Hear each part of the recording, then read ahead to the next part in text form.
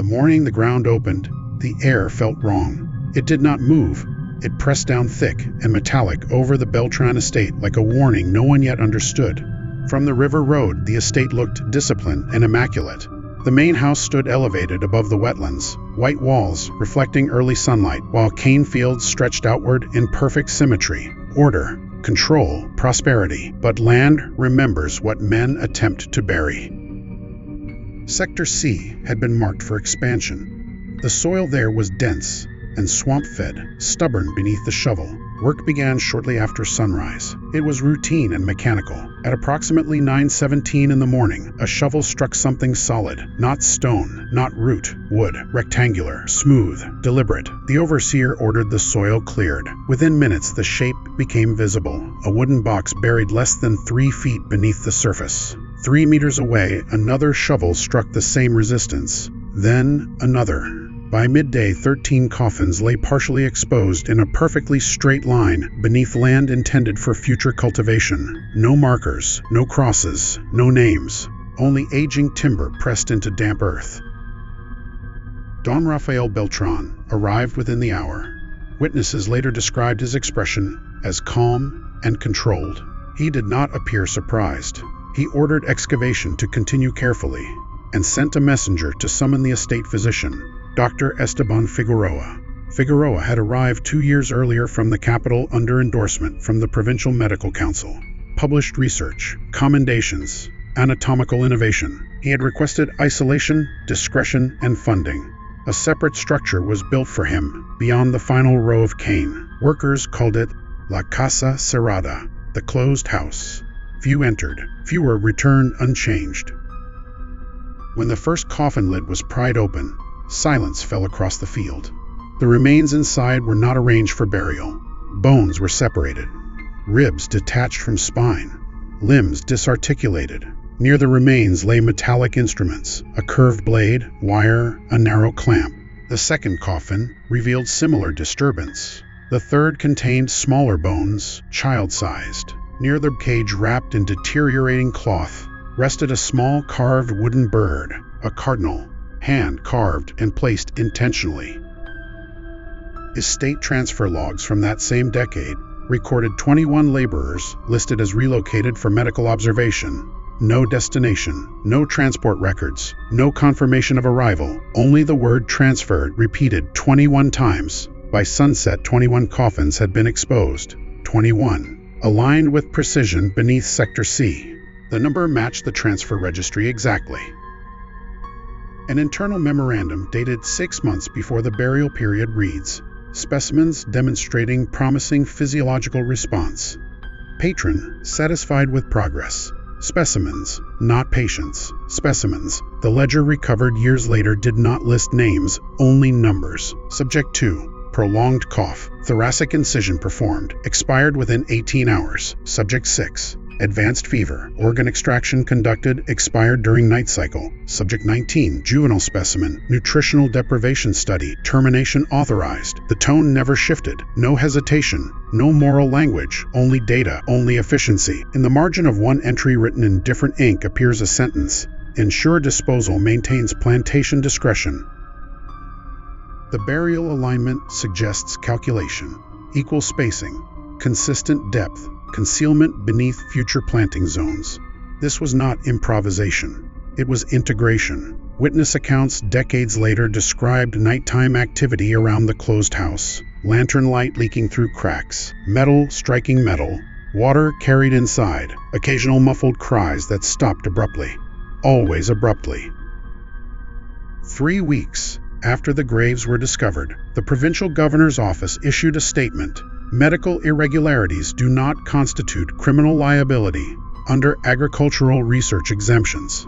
Agricultural research exemptions, a phrase that appears nowhere else in provincial law.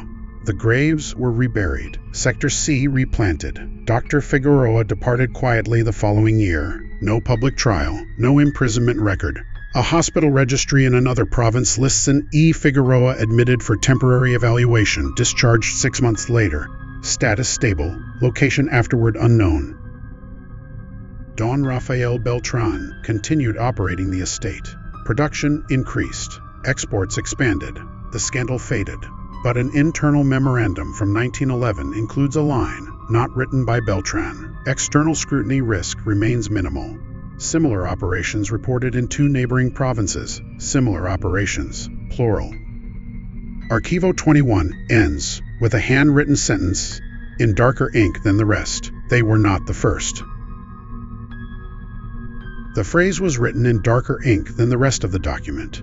They were not the first. No signature beneath it, no clarification, but buried in provincial archive indexes were 2 additional property files flagged with restricted access codes, both located within the same river basin, both reporting temporary medical research residencies during the same decade.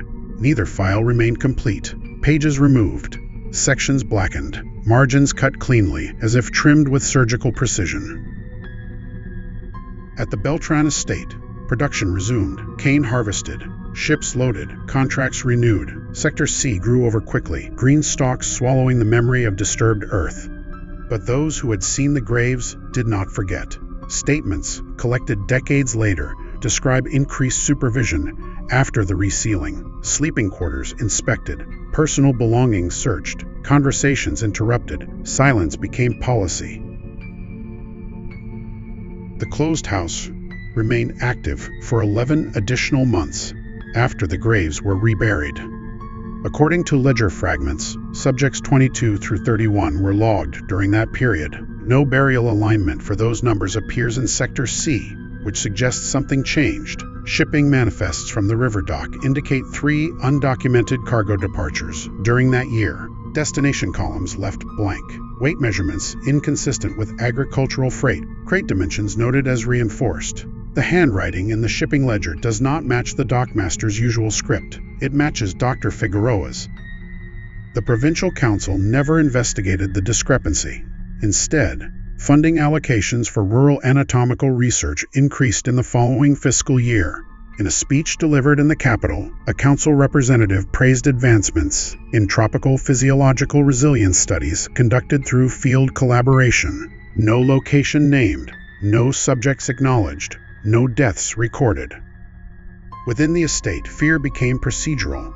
3 workers previously assigned to Sector C were listed as reassigned to distant labor camps within 2 months of the excavation. None appear in later census records. Their names end in the registry abruptly.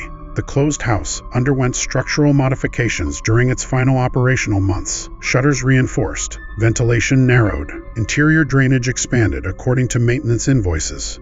Drainage expansion appears twice in expense reports. No agricultural justification attached. When Dr. Figueroa departed the estate, he did not travel publicly. He left at night, 2 trunks transported to the dock under direct supervision labeled medical specimens. No customs inspection recorded. 6 weeks after his departure, the closed house was dismantled. Not repurposed, not renovated. Dismantled. The lumber reportedly burned. Foundation stones relocated to an irrigation wall near the eastern boundary. Nothing remained to examine. In the Capitol archives, a medical symposium report from the following year includes a presentation titled Observations on Controlled Physiological Stress in Rural Environments. The presenter listed is E. Figueroa. Attendance recorded. Applause noted. No ethical objections logged. The summary reads, Field conditions provide unique opportunity for observation, where oversight does not impede advancement. Oversight does not impede advancement. It reads less like science and more like confession. By 1912, Beltran Estate had expanded holdings by 15%. Export contracts doubled. Sector C produced record yields. No marker indicated what lay beneath. A soil analysis conducted decades later during irrigation work revealed abnormal calcium concentration in a narrow rectangular band beneath the central cane row.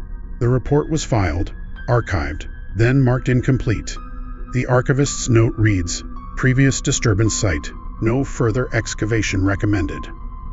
Across the province, 7 additional estates list temporary medical residencies between 1848 and 1853, all within navigable river distance, all funded through private patronage, all lacking complete death records for the same years. It becomes difficult to call it anomaly, more accurate to call it structure, not accident, system. Archivo 21 does not end with outrage. It ends with procedure. A final typed memorandum, dated 1913, states, "Ensure agricultural exemption language remains consistent across jurisdictions. Prior incidents demonstrated need for unified terminology, language as shield, paper as burial ground." The field remains undisturbed. The river continues moving freight. The provincial council records remain intact, and the phrase remains written in darker ink than the rest. They were not the first, which implies something else. They were not the last.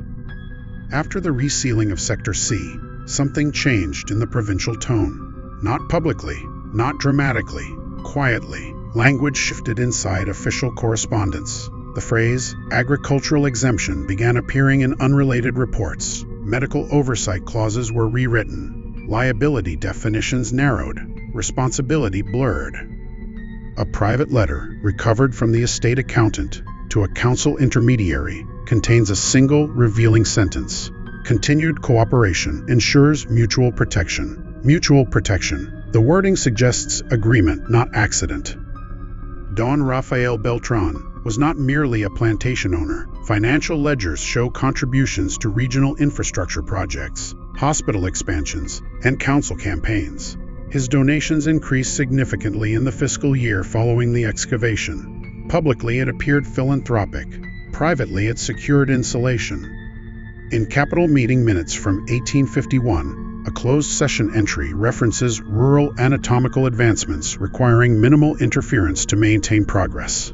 The names present at that session overlap with those who later signed the exemption language revisions. Meanwhile, labor registries across 3 neighboring estates show synchronized disappearance patterns. Workers listed as transferred for seasonal reassignment with no receiving documentation. The number fluctuates, but the pattern repeats. Small groups, always during periods of visiting medical staff. Shipping routes connecting these estates follow a triangular river corridor. Records indicate coordinated scheduling between properties. Cargo categorized as agricultural supplies often traveled sealed and exempt from inspection under plantation privilege statutes. A marginal note in a dock ledger reads, "Handle crates carefully. Sensitive contents." The ink matches handwriting samples attributed to an assistant affiliated with the Provincial Medical Council. The network was not loud. It did not require secrecy in the traditional sense. It relied on status, on hierarchy, on the assumption that no one beneath would be believed and no one above would question. Witness interviews decades later describe the same sequence across estates: arrival of a physician, construction of an isolated structure, selection of workers under medical pretext, nighttime activity, sudden transfers, administrative language smoothing the gaps. In one recovered testimony, an elderly former clerk described being instructed to rewrite cause of death entries as seasonal fever, regardless of visible injury. When he hesitated, he was reminded that his employment depended on alignment. Alignment became the unspoken rule. The capital's largest medical journal published 3 anonymized case studies during that decade, detailing controlled stress responses in tropical labor populations. The datasets align numerically with ledger fragments recovered from Beltran Estate. The terminology matches. Even the phrasing of termination with an acceptable margin appears once in the journal under revised wording. No authorship is directly attributed. No ethical review referenced. A council circular distributed the following year emphasized the importance of unified terminology when reporting experimental complications. Experimental complications, a phrase sterile enough to erase violence. By 1853, plantation-based medical residencies declined abruptly. Funding redirected toward institutional laboratories in the capital. Officially framed as modernization, unofficially, it coincides with increased archival restrictions placed on rural research files. Sector C at Beltran Estate continued producing record yields. Soil enriched, harvest optimized. The calcium concentration anomaly, noted decades later, remains unexplained in public documents. The analysis recommendation to avoid further excavation, was signed by a council descendant of one of the original exemption authors. Time did not erase the pattern. It buried it beneath bureaucracy. A final cross-reference in Archivo 21 links to an unfinished investigative draft authored anonymously in 1878. The draft, never published. Its final paragraph reads, "The difficulty lies not in proving isolated acts, but in confronting the framework that permitted them." The document ends mid-page. The remainder removed. The river corridor remains active to this day. Estates renamed, ownership transferred, infrastructure modernized. But beneath certain fields, soil surveys still reveal rectangular density variations inconsistent with natural burial grounds. The Provincial Archive categorizes these as agricultural disturbances. Agricultural disturbances. Language refined over decades to maintain distance from implication. If the graves of Sector C represent documentation, they also represent proof of replication, a method tested, protected, repeated. Archivo 21 closes with a final internal routing stamp, marked restricted indefinitely. No explanation attached. The implication is structural, not horror hidden in shadows. Horror normalized through policy. They were not the first. They were not the last. And the system that permitted them never truly dissolved. It simply adapted. The first attempt to expose the pattern did not come from a worker. It came from paper. In 1878, an unsigned investigative draft began circulating quietly within a minor printing office in the capital. The writer had cross-referenced shipping manifests, plantation transfer logs, and archived medical symposium reports. The connections were not emotional, they were mathematical. 21 at Beltran Estate, 18 at a neighboring Kane property, 14 recorded as agricultural transfer during a physician's residency upriver. The totals fluctuated, but the spacing between incidents remained consistent. 2 to 3 year cycles. Arrival, residency, transfer, departure. The draft accused no single man. It accused structure. It argued that exemption language functioned as legal anesthesia, numbing liability while preserving output. It questioned why rural research never underwent the same scrutiny as capital laboratories. The draft never reached publication. The printing press owner later testified that provincial representatives visited his office within days of reviewing the manuscript. They did not threaten. They advised. They reminded him of existing compliance statutes governing inflammatory material. The manuscript disappeared. The typeset plates were melted down. The author was never identified. But the routing stamp in Archivo 21 indicates the document reached internal review before suppression, which means someone higher had read it. During the following decade, medical residency programs shifted entirely to urban institutions. Official statements praised modernization and improved ethical oversight. Rural estates were declared unsuitable for advanced experimentation. Unsuitable, not unlawful. No retrospective investigation into earlier rural research was ever initiated. In 1884, a brief parliamentary inquiry requested clarification on agricultural exemption statutes. The response emphasized historical necessity and economic stability. The phrase necessary discretion appears twice in the response. Necessary discretion.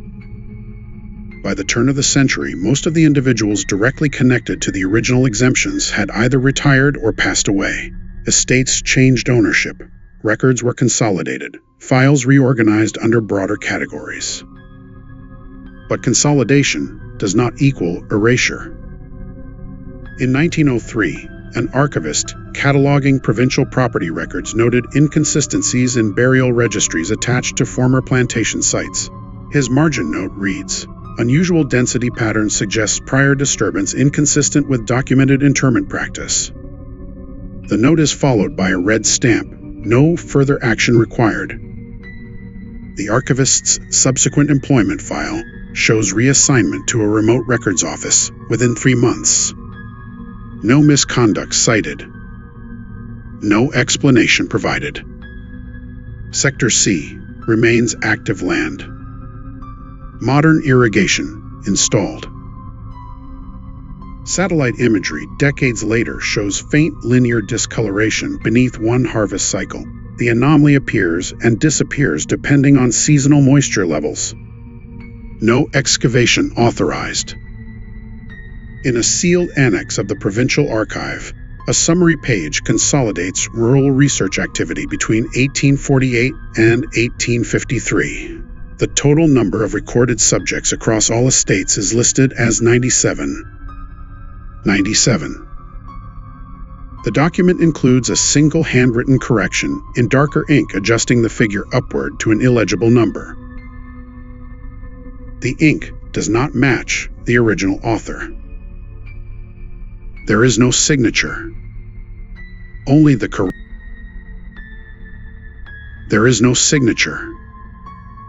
correction. Archivo 21 concludes with a routing directive marked restricted indefinitely. It states, maintain archival integrity. Avoid reclassification that may generate public misinterpretation. Public misinterpretation. The language implies that truth itself can be misread if exposed. No memorial stands at Beltran Estate. No plaque marks Sector C. No official acknowledgement references the 21 coffins uncovered that morning. Production records remain intact. Council archives remain intact. Shipping corridors remain active. The system did not collapse under revelation. It absorbed it, rephrased it, filed it, and moved forward. The soil still holds elevated calcium levels in a narrow rectangular band beneath the cane. Agricultural disturbance, according to the registry. Archivo 21 ends without ceremony. No dramatic confession. No courtroom resolution. Only structure. Only policy. Only silence engineered through language. They were not the first. They were not the last. And the most disturbing possibility is this. The framework that permitted them may still exist, waiting for conditions suitable for advancement. After the resealing of Sector C, something changed in the provincial tone. Not publicly, not dramatically, quietly. Language shifted inside official correspondence. The phrase, agricultural exemption, began appearing in unrelated reports. Medical oversight clauses were rewritten. Liability definitions narrowed. Responsibility blurred. What makes Archivo 21 disturbing is not the number of graves. It is not the instruments, not the ledgers, not even the language of termination within acceptable margin. What makes it disturbing is how easily it was absorbed, how smoothly it was renamed, how efficiently it was filed away. The graves were discovered. The evidence was visible. The pattern was documented. And yet nothing collapsed. No empire fell. No council dissolved. The system did not panic. It adjusted. It revised terminology. It expanded exemptions. It replaced outrage with procedure. History often tells us that horrors are exposed and defeated. That truth, once uncovered, demands justice. But Archivo 21 suggests something colder. It suggests that truth can be measured, evaluated, and then strategically minimized. Not denied, not erased, simply reduced to administrative language until its sharp edges disappear. The most unsettling detail is not the doctor or the patron. It is the infrastructure around them, the shipping routes that continued, the council meetings that applauded progress, the journals that published sanitized data, the laws rewritten to protect advancement. None of these required secrecy in the dramatic sense. They required alignment. Alignment between wealth and research. Alignment between law and exemption. Alignment between silence and survival. When a structure is built carefully enough, it does not need to hide its actions. It only needs to control interpretation, agricultural disturbance, medical irregularity, necessary discretion, unified terminology, each phrase functioning like soil layered over bone. The field still produces cane, the river still carries freight, the archives still categorize the incident as procedural anomaly, but the soil analysis remains incomplete, the marginal notes remain darker than the rest, and the correction to the total subject count remains unsigned. They were not the first. They were not the last. Which raises a final question that Archivo 21 never answers.